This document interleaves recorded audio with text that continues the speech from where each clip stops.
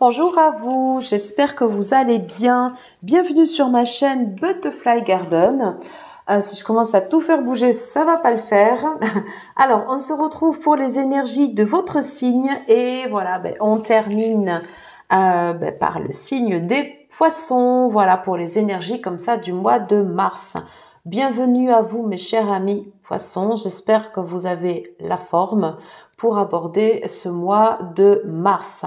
On va regarder vos énergies générales, tendances relationnelles sentimentales et tendances professionnelles. N'oubliez pas que cette guidance, elle reste générale, ce n'est pas une guidance individuelle, donc tout ne peut pas correspondre. Des fois, il n'y a rien qui correspond ou des fois, il y a quelques éléments comme ça qui matchent. Libre à vous de faire d'avoir du discernement et de voir ce qui peut correspondre ou pas avec votre situation. Faites-vous confiance et n'hésitez pas à aller voir votre signe ascendant et ou votre signe solaire. Voilà. Allez, on va tout de suite commencer avec le tarot. On va demander quelles sont les tendances générales pour votre signe pour ce mois de mars. Qu'est-ce qu'on peut nous dire? Bon, je pense que je vais faire une coupe parce que visiblement les cartes ne veulent pas sortir. Allez, s'il vous plaît, pour les poissons, les personnes du signe du poisson.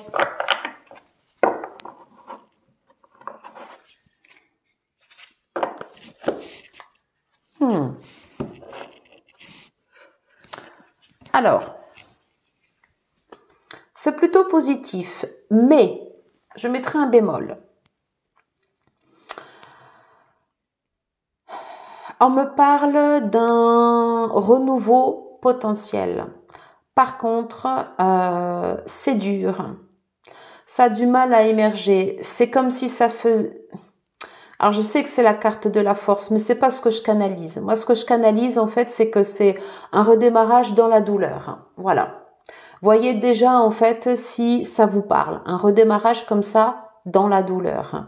On voit que vous êtes en train de puiser dans vos ressources pour aller chercher autre chose. D'un autre côté, l'aspect positif, c'est que ça peut être également en fait une petite lueur comme ça dans la nuit. À vous de le transformer. Hein, ok. Mais ouais, voilà, c'est pas forcément le plus facile. En tout cas, c'est ce que je ressens. On va aller chercher d'autres cartes.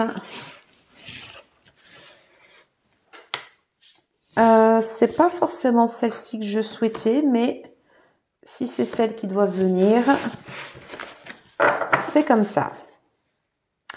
Oui, ok. En dos de deck, j'ai le 8 de coupe qui nous dit en fait que ouais, vous partez quelque chose en fait ici que vous... Ouais, quelque chose en fait ici que vous quittez.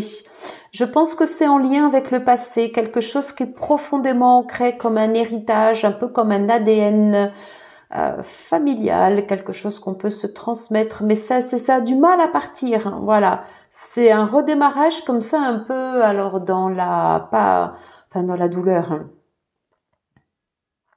On voit que la démarche, elle n'est pas forcément facile. Qu'est-ce que j'ai comme carte? Ok. Alors, j'ai le 7 de bâton. Ok. Ouf. Avec le signe du cancer. Ok. Énergétiquement, c'est quelque chose qui remue. Émotionnellement, c'est quelque chose qui remue beaucoup. Et vous voyez, j'ai cette carte qui ressort comme ça en sens inversé. Je pense que vous avez du mal à faire le tri en fait dans vos émotions. On vous dit en fait de maintenir... ça, en fait, c'est une petite baguette comme ça d'espoir. Hein. Vous voyez, en fait, c'est celle qui doit vous guider en vous disant, maintenez vos efforts, même si ça nécessite d'aller puiser, oui, dans quelque chose qui fait mal ici. Peut-être que ça vient toucher comme ça vos fondations, vous voyez, avec la tour. et que ça vient ébranler en fait certaines choses. Mais voyez, en fait ici, c'est pour du renouveau, c'est pour quelque chose de bien, mais il va falloir aller le chercher et aller se le gagner. Voilà. Hein, donc c'est bien en fait ici un redémarrage comme ça alors j'aime pas dire dans la douleur, mais va falloir aller chercher un peu comme si vous alliez chercher dans l'adversité quelque chose qui au final peut vous être positif. Voyez comment ça vous parle. Alors, est-ce que j'ai un complément avec le Béline? Voilà, on parle en fait ici d'infortune. Oui, ça m'étonne pas. Parce que en fait, c'est comme si vous étiez en train de plonger, vous voyez, à l'intérieur de vous.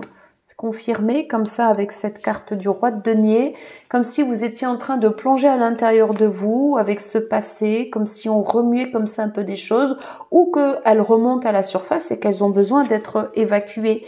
Et c'est quelque chose en fait ici, peut-être qui vous a maintenu en fait dans un cycle, je ne sais pas. Quelque chose qui vous a éloigné.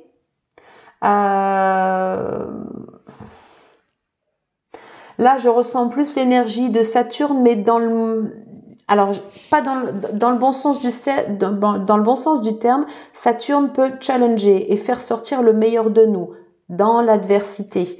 Mais au départ, en fait, ici, c'est comme s'il y avait un héritage comme ça, culturel, familial, quelque chose qui est dur, quelque chose qui remue et qui vous tirait comme ça un peu vers le bas.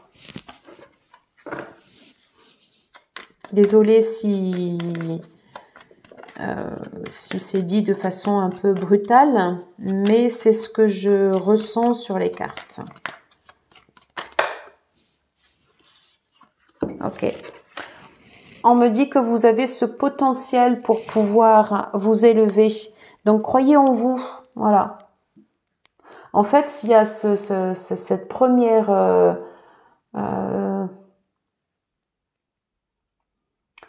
cette première première marche comme ça à passer qui est lourde, qui est pas facile. Voilà, c'est pas de tout repos. Alors c'est pas que ce soit physique, c'est que énergétiquement ça remue et ça vient secouer comme ça en fait ici ces fondations. Dites-vous que s'il y a des choses qui doivent partir, c'est qu'elles n'ont plus lieu d'être et que c'est pour les faire rentrer en fait ici de la nouveauté derrière. On va aller voir ici sur la tendance professionnelle. Qu'est-ce que j'ai pour vous? Alors, voyez comment ça vous parle. Hein, voyez par rapport à votre contexte, si vous vous sentez raccord ou pas avec ces énergies. Mais Saturne, c'est vrai que dans ces énergies, c'est l'éloignement, c'est le fait peut-être des fois de se sentir seul, vous voyez, hein, c'est pas toujours le plus simple. Mais vous voyez, regardez. Ça, c'est pas mal sur le côté pro. Ok. 2 cartes majeures. On vous dit que vous avez toutes les cartes en main, tous les outils en main pour mettre en place, faire travailler, faire, agir en fonction de vos convictions. Donc ça, c'est bon, par contre. Ça, c'est positif. Est-ce que j'ai autre chose au niveau pro? Oui, alors, donc là, en fait, ici, on a le 9 de denier, donc on a la récolte, peut-être des primes, je ne sais pas, peut-être, en tout cas, financièrement, vous vous sentez à l'aise. Dans le travail dans lequel vous êtes, il y a une stabilité. Alors la stabilité, elle est relative pour tout le monde, voilà.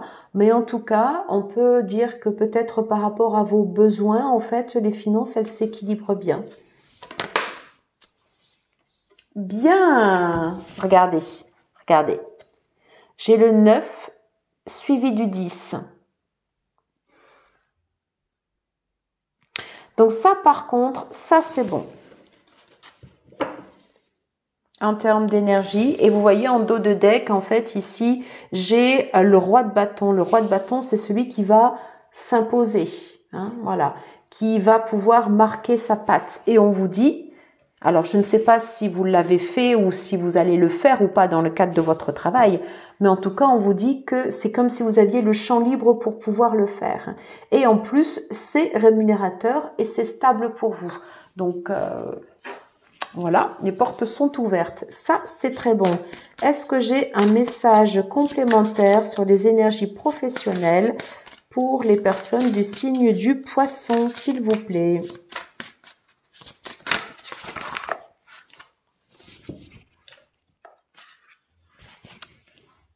Alors là, j'en avais un peu trop. On va refaire.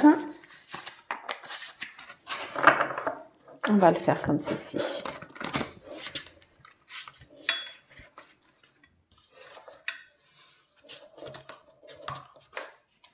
Alors, j'ai mal positionné la caméra et forcément... Allez, je voudrais 3 cartes. La première, pour un complément pour les énergies professionnelles. Voilà, pour les poissons.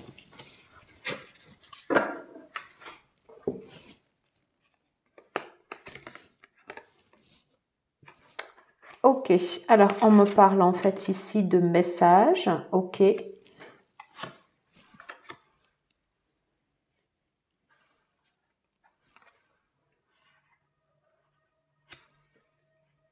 Alors, je ne sais pas comment... le contexte, en fait, ici, il est bon. Il est rémunérateur pour vous. Il est à votre avantage financièrement.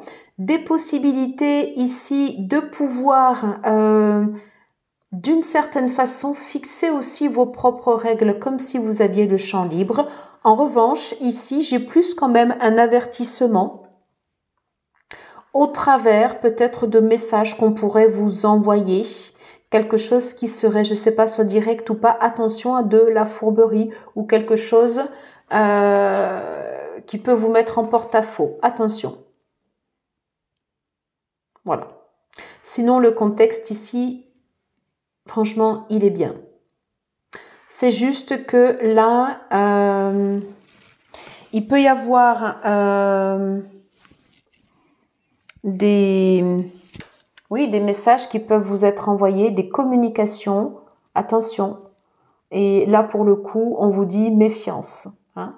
Voyez comment ça vous parle. Ok, on va regarder sur le côté sentimental relationnel, quels sont les autres messages. Donc, faites attention quand même à ça, sinon, c'est plutôt positif. À tout de suite. Alors, côté relationnel, sentimental, qu'est-ce qu'on peut dire pour vous? Personnes du signe du Poisson, les personnes qui vont regarder en fait cette guidance. Allez, quels sont les messages, les tendances qui se profilent pour ce mois de mars? On va faire comme ceci.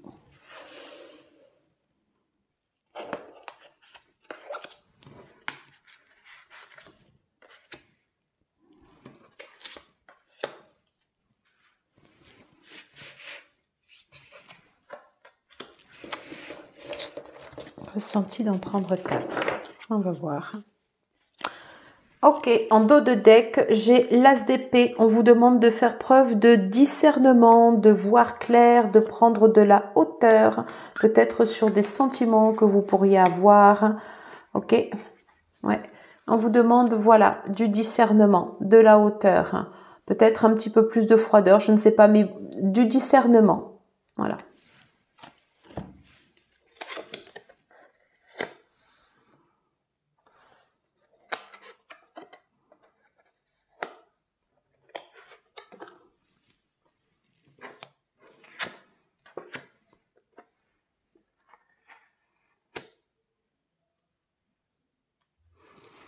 Alors, en premier lieu, ici j'ai cette carte comme ça du diable qui ressort. lorsqu'on a cette carte qui ressort en fait sur la partie sentimentale, il y a des addictions, il y a des dépendances.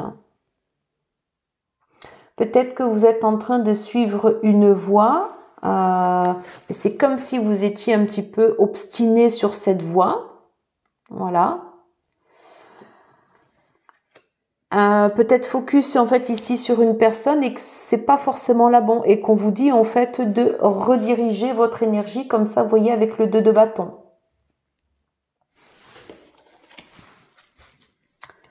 De la hauteur. Prendre de la hauteur, du discernement et j'ai presque envie de dire de détachement également. Vous voyez? En tout cas, en fait, ici, il y a comme une addiction, comme ça peut être des pensées obsessionnelles, je sais pas, ou comme quelque chose qui vous rattache. Et c'est comme si vous obstiniez dans une voie qui n'est pas la bonne. Donc, on vous réoriente vers une autre voie. Oui, non, on va voir. Allez, avec l'oracle de l'amour, est-ce que j'ai un message complémentaire pour les poissons? Oui. Alors, on dit de couper le cordon, peut-être couper le cordon, en fait, ici, sur des habitudes, sur une routine qui n'est pas bonne pour vous. Hein? Ok. Il peut y avoir des sentiments comme ça, en fait, ici, de jalousie.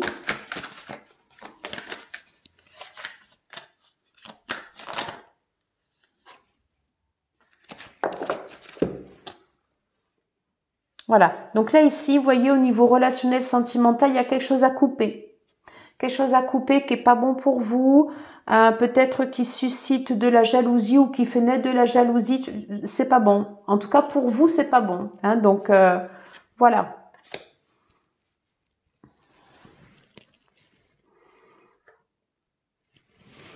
On vous dit en fait ici de vous faire confiance, mais que il y a une notion en fait ici de temps et que les choses en fait ici elles prennent du temps.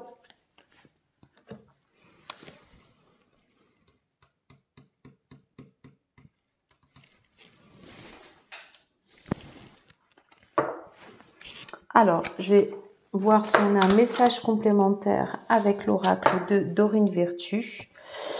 Alors, cette situation implique un mariage. Ça veut dire quoi?